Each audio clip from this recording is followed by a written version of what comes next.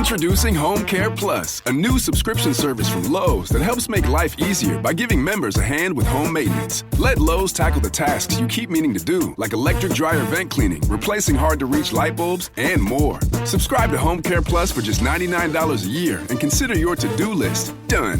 Members get more at Lowe's. Available in select zip codes only. Cancel anytime. Non-refundable fee. Product purchase required. Terms and service restrictions apply. Details at lowes.com/terms. Subject to change. The left versus the right. Entertaining and informative on the Red Apple Podcast Network. Now, I know you all have been writing the station about this, and I know some of you have gone as far as even calling up the owner of the station, and then some of you have refused to listen to the station at this particular time. But whether you like it or not, I am back on the left versus the right, and I'm back with one of the great leaders of law and politics and just human existence, the one and only Judge Richard Weinberg, who, by the way, can also be heard tomorrow morning at a certain point. David Paterson here. And, Your Honor, thanks for joining us. Well, it's always a pleasure to be with you, Governor Paterson. And I know when the phone calls come in and the telegrams come in and social media talks about left versus right, you're in popular demand. Everybody wants to listen to your show. But we have to give a disclaimer at the very beginning of the show because it's only fair to our audience. This show is called Left versus Right, and we don't want to deceive the listening audience because we're both common sense centrist Democrats of rare breed indeed. Well, I must say that for a left versus right show, we have demonstrated a pretty consistent Republican audience. In other words, people who are registered Republican, who pretty much support the tenets of where the Republican Party is right now. And I don't know whether to be complimented by that or frightened by it. Well, I'm complimented by it because they're the common sense people out there. I'm not talking about Tucker Carlson or Candace Owen or Nick Fuentes or Megyn Kelly and those isolationist wing of the Republican Party. I'm talking about the common sense center, then 90% of the Republican Party that actually has some good views. The problem with our party, Governor, is they've totally lost their minds. As President Trump pointed out when he did his State of the Union address, they have lost their minds. And to me, that's a good segue into talking about this war that's going on, the Iran war. And to say that the Democrats have lost their mind, let me make out the case for this. We are in this pickle, this war against Iran, because of Barack Obama, John Kerry, Biden, and Blinken. That's why we're there. And we're also in this pickle because the European leaders and the Democratic leaders in the United States, they got obsessed with this Green New Deal nonsense, and they were giving up on fossil fuels, so they created energy dependency, lack of energy independence, and they allowed themselves to be blackmailed. And the strength of the Iranians in this war that's going on is they can try to impact the economy and the flow of oil, which could lead to economic crisis and issues with respect to heat and air conditioning and all the things that one needs to keep electricity going. Because to keep electricity going, as you know, Governor, you have to have fossil fuels to keep it all generating. Even the so-called charging stations for electric cars require fossil fuels. Yeah. So the obsession of the Democrats with fossil fuel condemnation told them this is the point. You're not going to get sufficient energy, affordable energy, by solar and wind. Give up that myth and give up that obsession and get into the real world. Focusing a little bit on the Iran war, let me say this to you about that, as Richard Nixon always said. The Iran war is a necessary war. I'm not a warmonger. I'm not an armchair general. But I know when somebody else has a stranglehold over our economy and our national security. And that's what Obama started with his nuclear deal. Kerry sold with his nuclear deal. They were giving a pathway to nuclear weapons, gave all the money in the world that they needed to fund terrorism, to encircle Israel and the Gulf states. They were blackmailing them. Europe was blackmailed. And this was a dangerous world, and with people who are primitives, who are savages, who don't respect life, who believe they have a right under their view of their religion and their view of their political ideology. They have a right to destroy other human beings who don't agree with them, who don't submit to their will. So this is a fight that was inevitable. And to Trump's credit, he was the only president who really confronted effectively in the 47 years that the Iranians have been trying to hold Western civilization hostage. Your thoughts? I wanted to just step back just slightly to ask you about the leadership in Iran. Where do they come off with this idea that they have some sort of superiority? Even just the other day, they issued some press release from somewhere in the government saying that they're not losing the war. In fact, they're killing more of their opposition every day. And there are some opposition that they have killed.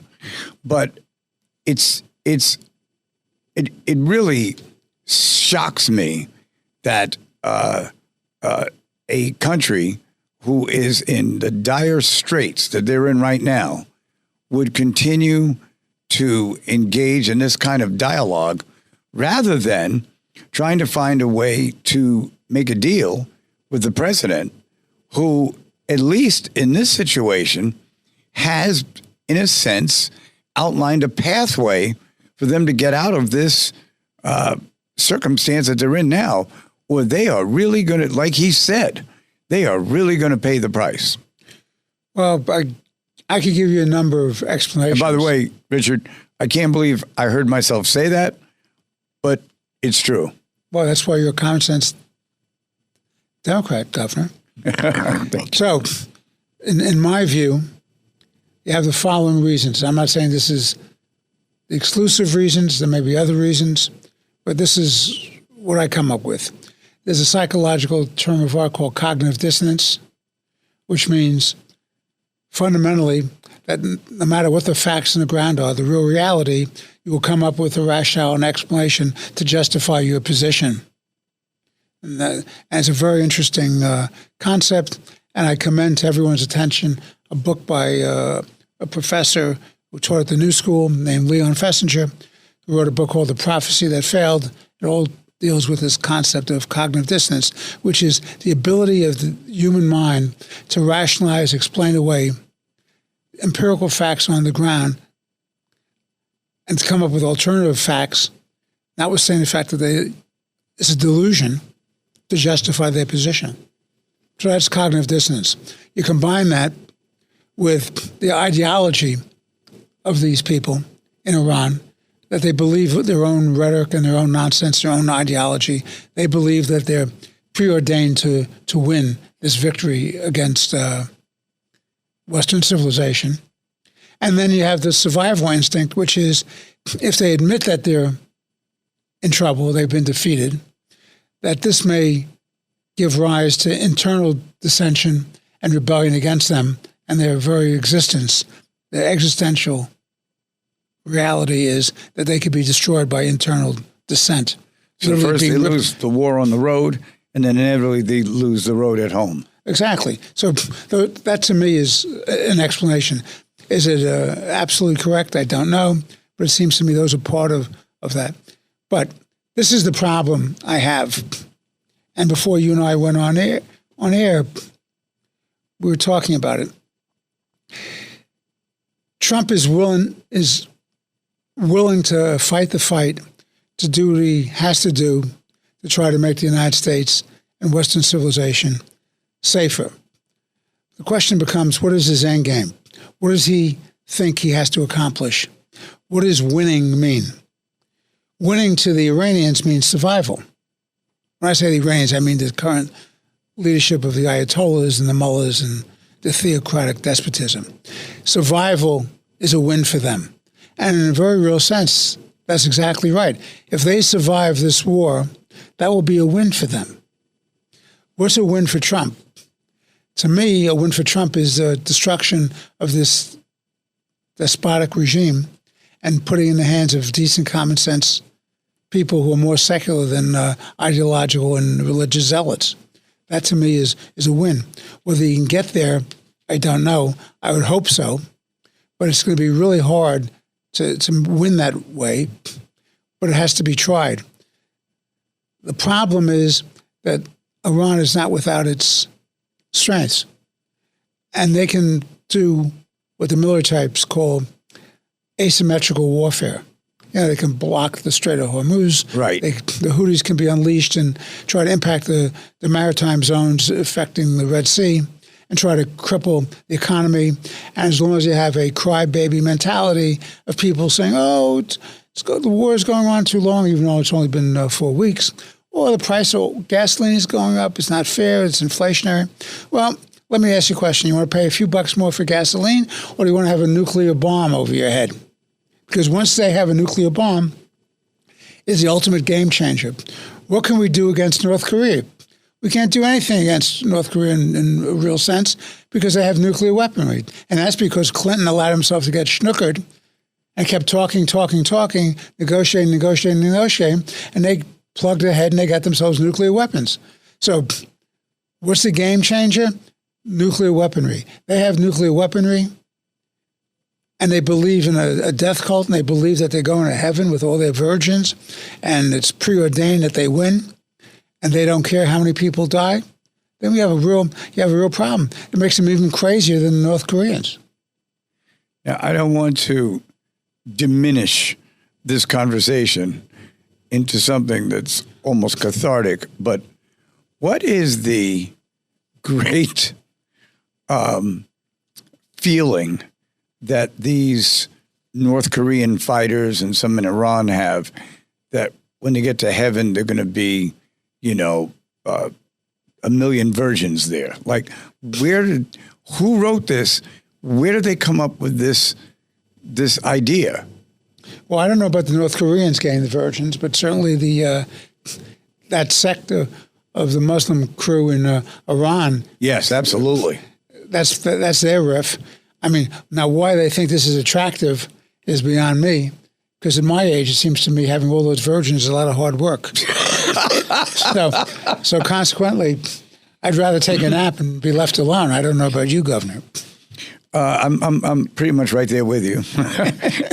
Now, in terms of just the public reaction to where the White House has been in the past few weeks, where Congress has been, where the Senate and the House, can't seem to work anything out.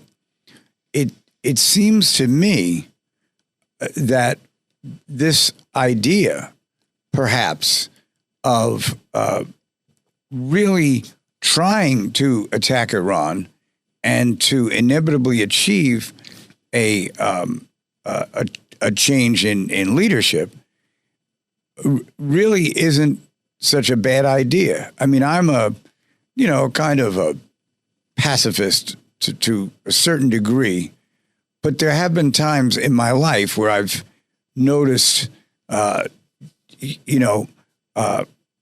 violent confrontation that I had to admit was necessary. And I think this might just be another one of them. Well, I think one can argue about whether we should have been involved in Vietnam. One can argue whether we should have gotten rid of Hussein. One can argue whether we could have gotten rid of Gaddafi. But this one is really, to me, is qualitatively different. This is a group of people who for 47 years were shouting, "Death to America, death to Israel." Fundamentally, they were talking about death to Western civilization. And their goal has always been to get nuclear weapons. And if you don't understand that, and if you think that you could keep negotiating and buying these people off and placating them and they weren't a threat, when people tell you they want to kill you, you should very well pay attention to that. It was perfectly clear in the 1930s that when the Nazis under Hitler came to power, they were not going to be bought off by just getting the Sudetenland.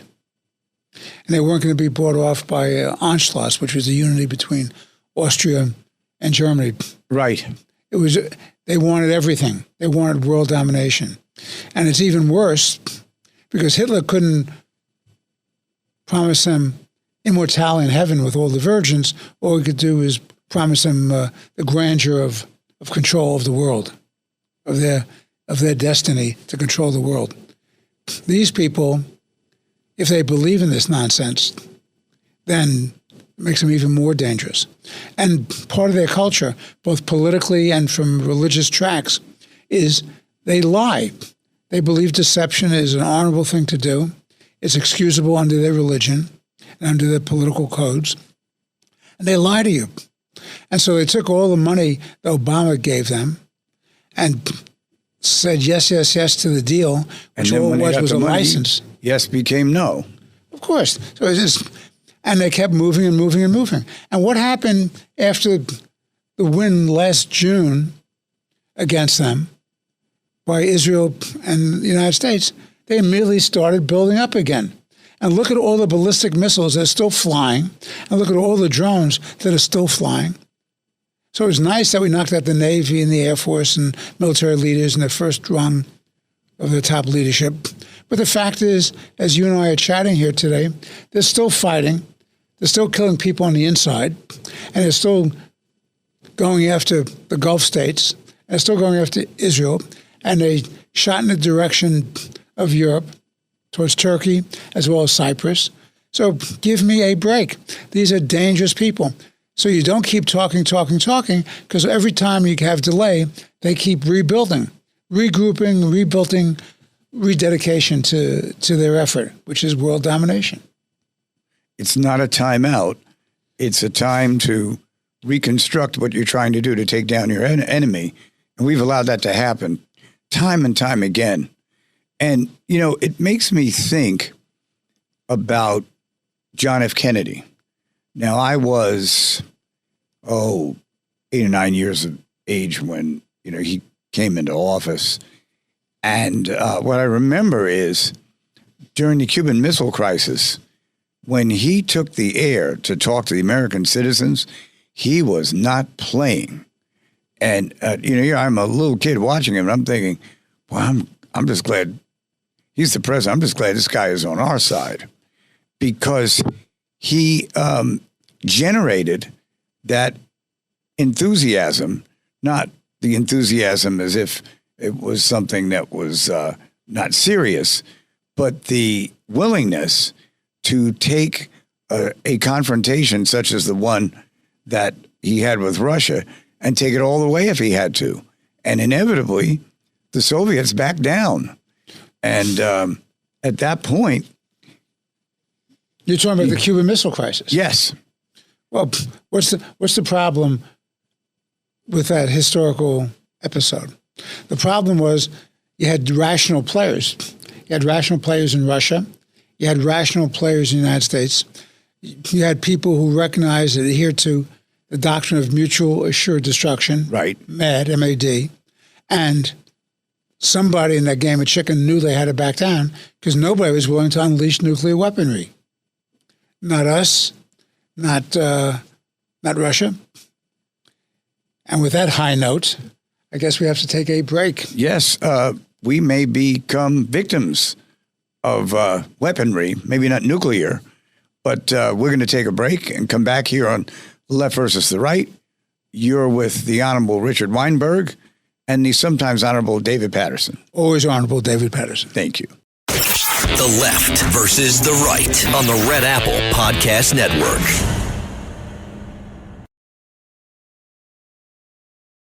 The Left versus the Right. Entertaining and informative. On the Red Apple Podcast Network. And we're back on the left versus the right. Thanks for staying with us, or thanks for joining us. I'm with Richard Weinberg, my often partner right here on this show.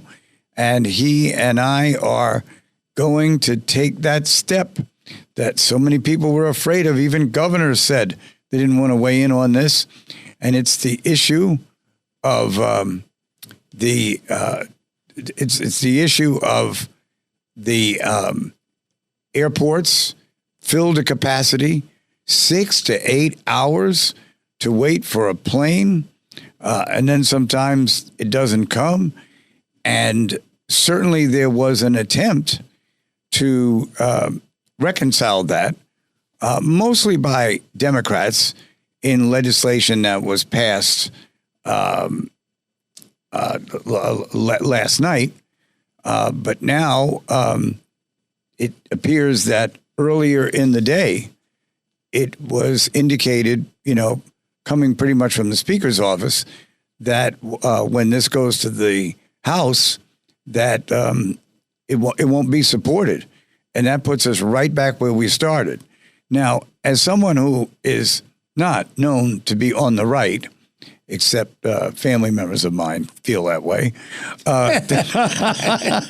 but I was thinking that in this, in this type of situation, that there's going to have to be some kind of valid way that the House and Senate can get themselves out of this predicament. The offer that was made, it was actually Thursday night I was talking about, was passed on Thursday night by the House. I'm sorry, by the Senate. By the Senate. I'm sorry.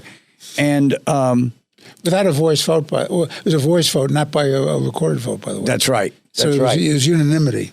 So you don't really know who really didn't want to vote for this. But the point is, oddly enough, that piece of legislation that was voted on was submitted by the Democrats 5 weeks beforehand. And they still couldn't come to some consensus. Now it's just a back and forth. The Speaker, Mike Johnson, had a press conference yesterday to talk about this. But all the while, the problems that this is causing the American public. And by the way, I just want to make this suggestion, Your Honor, and see what you think about this. If I were deep in the Republican Party in leadership, I would have had my colleagues vote for the resolution from Thursday night, because they are really starting to take a hit from middle America. This is the America that usually supports them. But now they go to malls and have to wait 3 hours to shop. And now they have to, go to get their car repaired, and they're in line. Everything is a line in this country right now. And of course, usually the group that bears the brunt of it is the Democratic Party that had no plan at all. Here, I think there was a plan, but I think they veered off in actually believing that it would be easily accepted by the public. What do you say, sir? Well, let's start with the basics. Basics were that ICE was funded through 2029. Let's be very, very clear. ICE is funded through 2029. What the Democrats were trying to do is they were trying to hold the rest of the package for DHS, Department of Homeland Security, hostage because they wanted to make changes with respect to ICE. That's what that was about. Right. And that's Chuck Schumer's gambit and the Democrats' gambit. And so all these many weeks later, they've been holding the American people hostage to this political gambit by the Democrats. This is a failure of the Democratic Party to be reasonable, to be grown up, to do the right thing for the American people, for the economy, for quality of life. These TSA agents, for example, work very, very hard. And what do they make a year? 40 grand a year, 50 grand a year? These people have bills to pay, and they're running into trouble. And I don't know, somewhere between 400 and 500 of them have resigned. They're literally giving blood, sell their blood for money.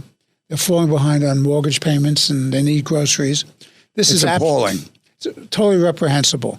And it was unnecessary because Chuck Schumer and the Democrats wouldn't just pass the funding. And who are you talking about funding? You're talking about funding TSA, the people at the airports.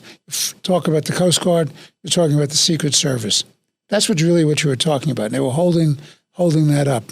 Because, again, ICE, whether you like it or didn't like it, that was already funded. That was already done. As you just said, through 2029. So give me a break, Democratic Party. Do the right thing. Go along with it. So finally, after Trump pulls a rabbit out of the hat and he says, well, he's going to declare an emergency. And I had a conversation on Thursday's show in Katz and Cosby with Alan Dershowitz, professor emeritus at Harvard. Right. And you were there. You were there with me, with Ed Cox, who's Republican state chairman. I certainly was.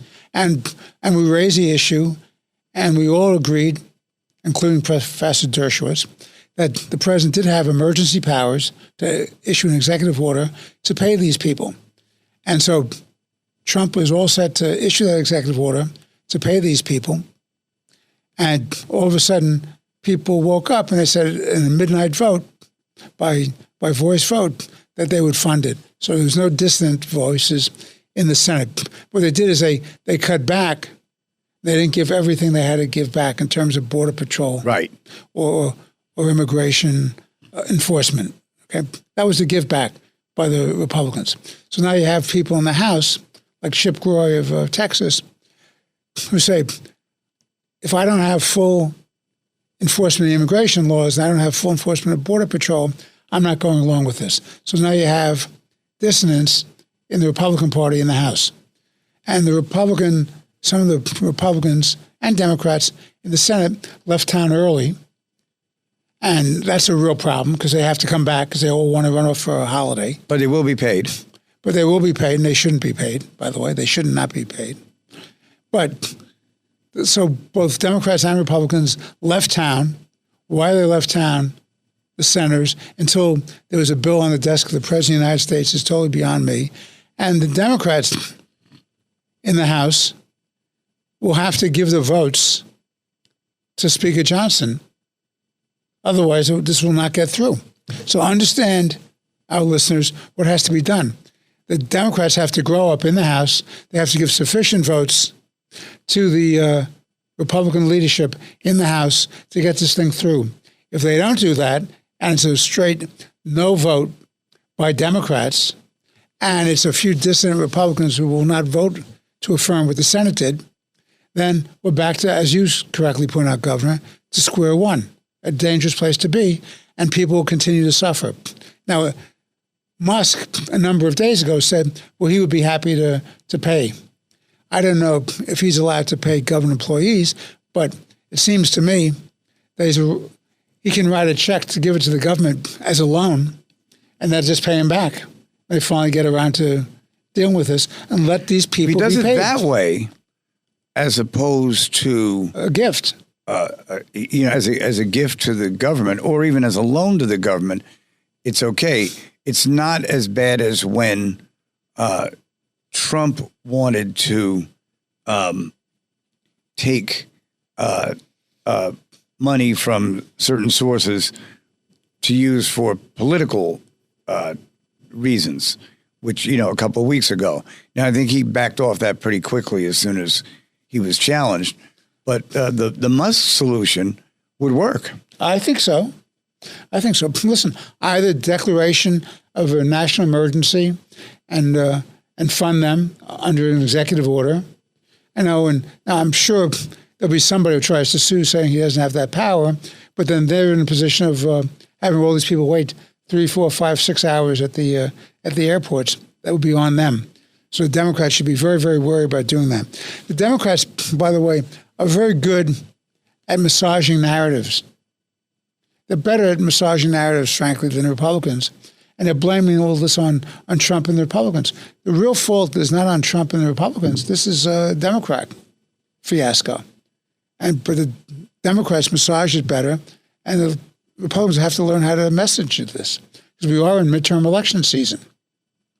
Yeah, and the Republicans were very, very excited to get to the midterms, but a few things just have not gone the way they expected. So as I see it, the Democrats are giving them a way out and a way to, regain the momentum that they felt that they had. But they'd better kind of clean that up as quickly as possible. The most recent poll that I saw, Governor, showed that the Republicans are not popular, but the Democrats are less popular.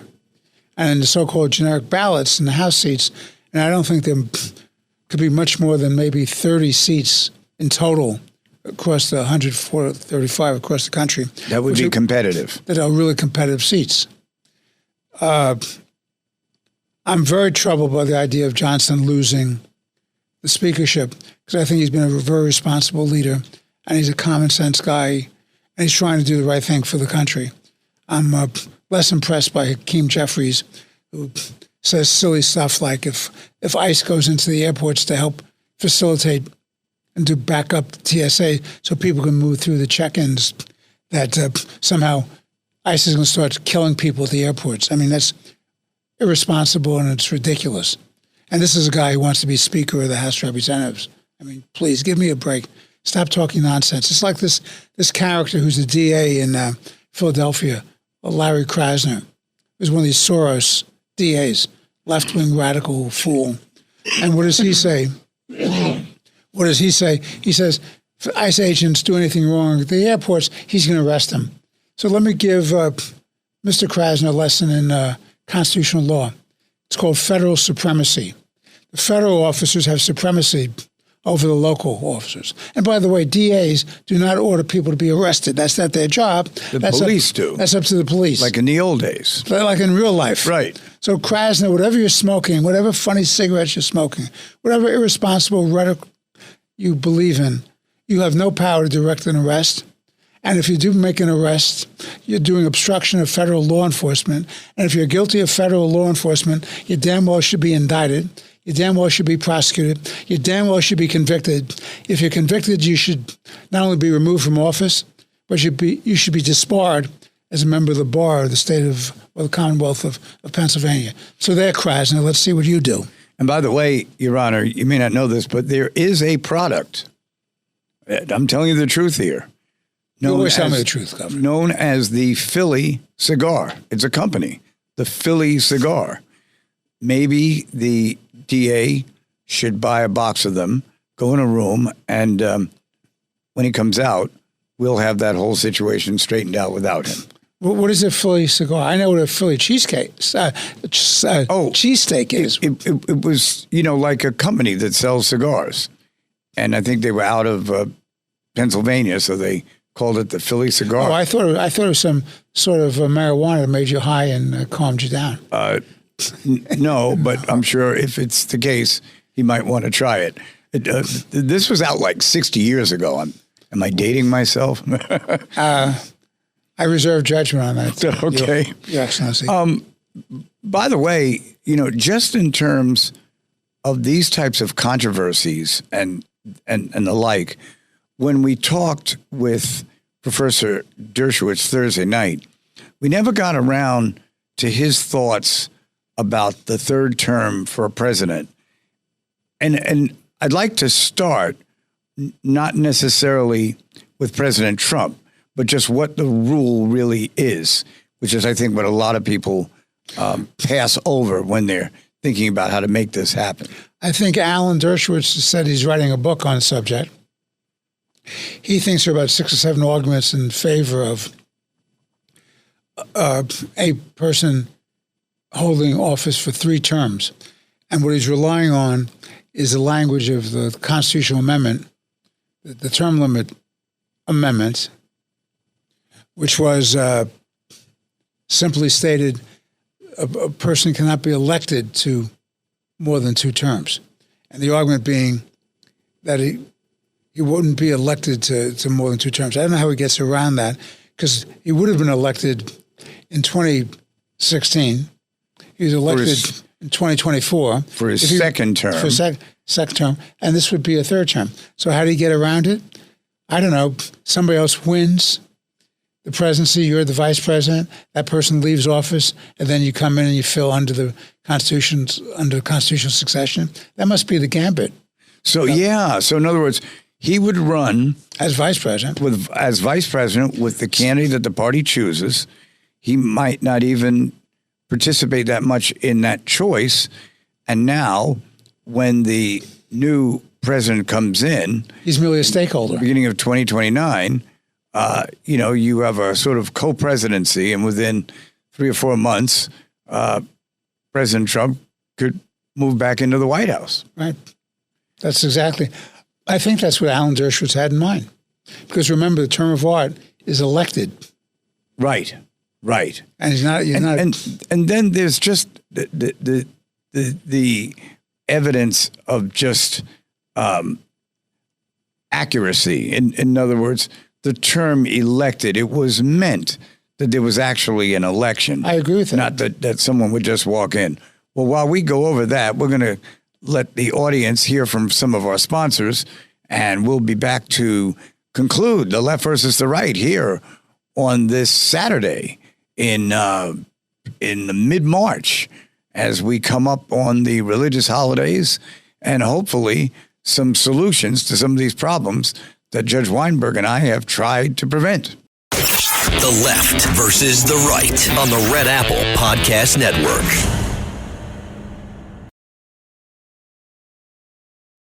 The Left versus the Right. Entertaining and informative on the Red Apple Podcast Network. We're back on the Left versus the Right. And believe it or not, we have gone about 3/4 of an hour and we haven't heard the name Zohran Mamdani mentioned once. And we believe in equal opportunity here. And right now, he's backing himself, in my opinion, Your Honor, into a big corner. And the one who has the capacity to do it personally, the ability to do it professionally, and the stature to do it, as she is the leader of the city council, Julie Menon, has kind of made it clear that they will override the mayor's veto on an issue that would provide more equality, not necessarily for everybody. Well, which piece are you talking about, Governor? I'm talking about the vote that the city council took in favor of the protesters who were Islamic. Let's back up for a minute. Let's talk about the larger picture. Mamdani is an Islamist. He's a sympathizer of Islamists. He believes in from the river to the sea. He believes in intifada. His wife, like him, is a zealot. She believed it was absolutely wonderful and endorsed October 7th. That's the leadership of our city, the mayor and the first lady of this city. And if I could just jump in, Your Honor, that's not the first time that you've seen conduct from an elected official, and then when you drill down a little deeper, it comes from the coalesced view of the mayor and his wife. And that kind of cynicism, basically, that they have for any other government that is not Islamist is something that he was able to, I would say, negotiate during the campaign. And then maybe even the first month and a half, he's shoveling snow and everyone likes that. But I think the real reckoning is coming for him now. Well, so in addition to being an Islamist or a sympathizer to Islamists, he's also a socialist. And he's a creature of the Democratic Socialists of America and the Working Families Party, who have an extreme agenda. So let's talk about some of these extreme things. And I agree with you. Julie Menon, the Speaker of the City Council, is going to be a stopgap under smart, courageous leadership against the worst. So he wants to raise taxes. Well, the only tax that he can deal with as a local government official under our state constitution and municipal home rule law, as you know, Governor, yes, is real property tax, and he can't do it unilaterally. He needs the city council to go along with it because the city council is the one who votes the taxes. Sounds like a problem to me. And I think, and Julie Menon, was a small business person, knows a great lawyer, very common sense. She understands that an increase in real property tax in bad economic times, it would be another nail in the coffin of New York City. So she'll oppose that.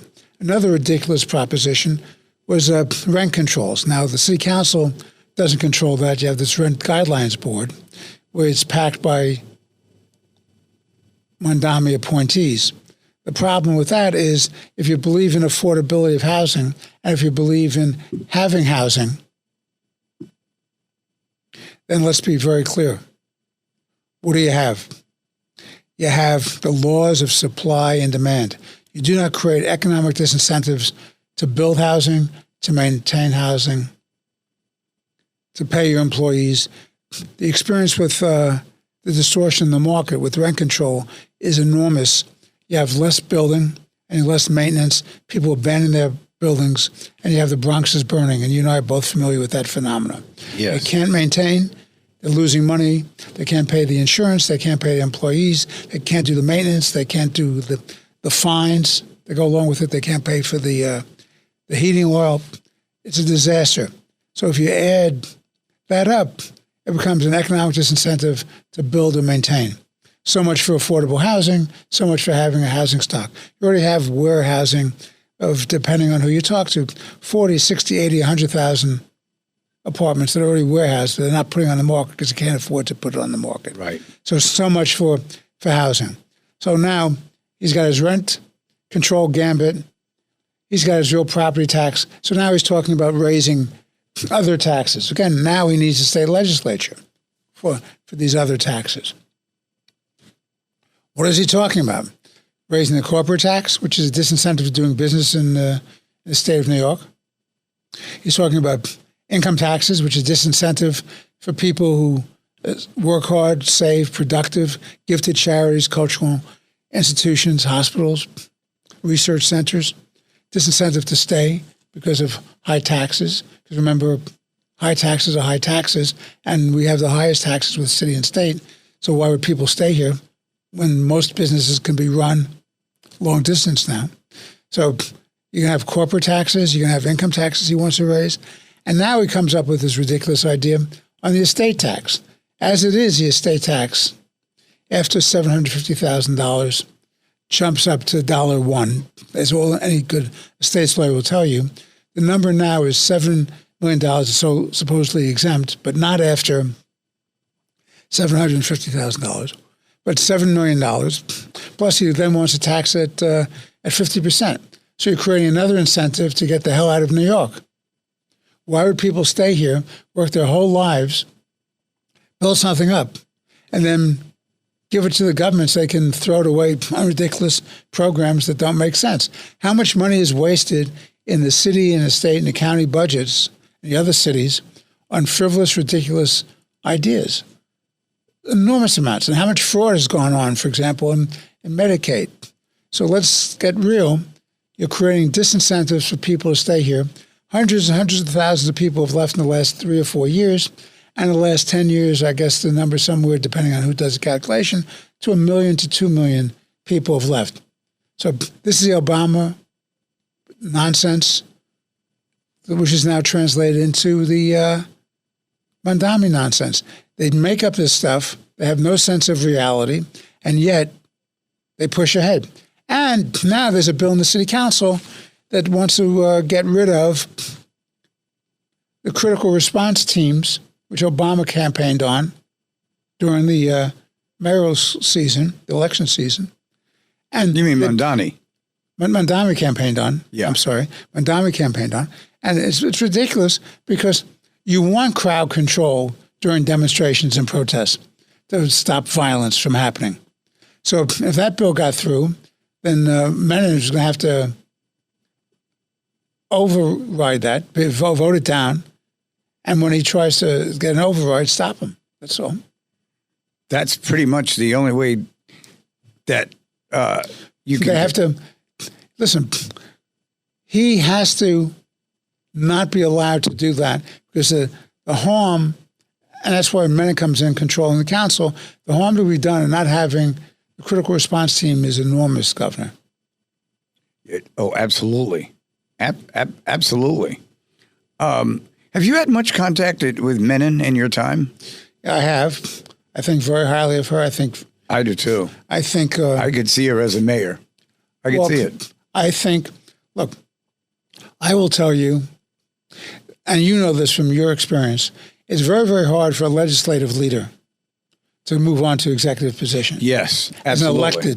As an elected official, from legislative leader to elected, whether it's a mayor or a governor or a leader of the House or the Senate and the presidency. Very, very hard to do that. I think Julie Menon is the exception to that experience. I couldn't agree more. I thought you'd say that, but I wanted the audience to hear it. No, I'm a big fan of Julie Menon. And I think what has occurred is that the only way to communicate with the mayor as it stands now is to stop him from perpetrating these basically fraudulent theories into the laws that guide the city, and then overstepping, overreaching, and overestimating what his authority is in the first place. I think that's right. So go back to the critical response issue, okay? If the bill comes, this bill was introduced on Thursday, it has to get through committee, it has to be voted by the council. They have to, 51 members, so they have to have 26 to vote for it. Correct. If it got through, the mayor would sign it. So Julie Menon's job is to bottle up this legislation, to not let it get through. Because Madame would sign it. He would sign it. And that's her job. Don't let it get out of committee. If it goes on the floor, vote it down on the floor. If it goes to the mayor, fine. But in stuff that he wants that gets through by 26 votes, then we have a real problem. And that's what Julie Menon has to police this. And in my experiences from years ago, as general counsel of city council, that's one of the jobs of the speaker, is to make sure that bad legislation does not get through. In that regard, by the way, it was just handed to me as we were on the air that Peter Vallone's beloved wife, Tina Marie Vallone, has died. Oh. And I knew Tina. I've known the Vallone family. I was known as the fourth Vallone son. Tina Vallone was probably one of the most lovely human beings you'd ever want to meet. Gracious, charming, warm. She was a teacher in the Catholic school system for years, beloved by her children, her grandchildren, her great-grandchildren, her nieces and nephews. Peter Vallone, Sr., my beloved friend, speaker, totally dedicated to taking care of her, being with her, doing the right thing by her. She was just the best. And I have to tell you something, and you understand this, having been in politics like I have. Meeting a genuinely decent human being in this business is not the rule. It's very difficult. I think I've shared the story with you. I hope you don't mind if I share it with the audience, that when Peter Vallone wanted to run for governor in 1998, right? He, was going around asking people, and he ran against the district attorney in Brooklyn, Joe Hines. Now, I had worked for Joe Hines when he was a special prosecutor for the state. And so, obviously, I didn't really know Peter that well. And but Peter invites me to lunch. And when I come in, he's sitting, and I come over to the table, and I said, Mr. Speaker, I'm not even going to waste your time. I'm endorsing Joe Hines. I worked for him. And, I don't see what you could do to change my mind. And he waits a second. He says, sit down. So I sat down. And he says, I learned two things about you. He said, number one is that you're loyal. And number two is that you're not afraid to tell people that you are. So here's what we're going to do. You go back and help Joe Hines. I'm going to beat the crap out of him in the election. And then you're going to come and help me become mayor. Governor. Now, I had seen him a number of times before, but there's just something about him. And I send he and the rest of his family my deepest condolences, along with the judge, on hearing this rather unpleasant news here on The Left versus the Right. As the Vallone family are really a first family of New York. Peter Vallone helped save the city in the dark ages when lawlessness was rampant. He was the author of Safe Streets, Safe City, which gave the cops and the social workers and the drug counselors and the DAs and the defense bar and the court officers and the clerks all the resources necessary to keep the city safe. So that when Rudy Giuliani came in as mayor, the army was there, it was well-funded, the deal was done, and that was Peter Vallone. And Judge, just a thought on your part. During that time, obviously Mayor Dinkins got caught between the interests that helped to pass that legislation and then, those, radical people who are always criticizing police and never seemed to think there was a legitimate arrest and that kind of thing. So they passed the legislation. Dinkins supports it. And somehow he loses to Giuliani the next year. Well, and you've got 90 seconds. Short answer is David didn't want to do the legislation, but he was outplayed by Peter and the city council. Peter got the state legislative leaders in place, got the governor in place. Everything was done.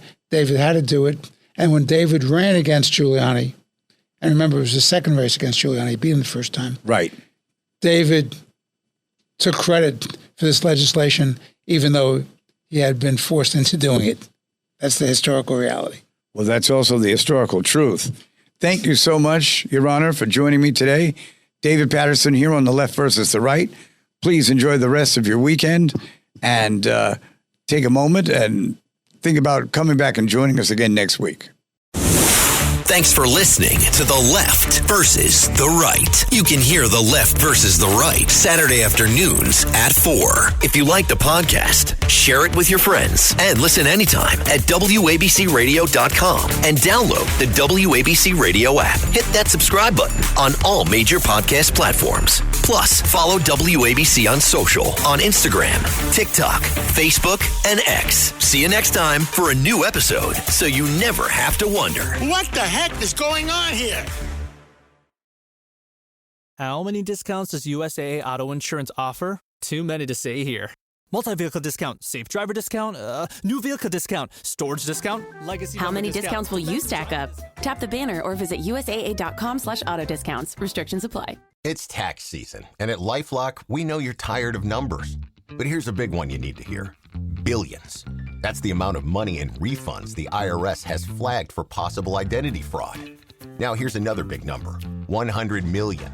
That's how many data points LifeLock monitors every second. If your identity is stolen, we'll fix it guaranteed.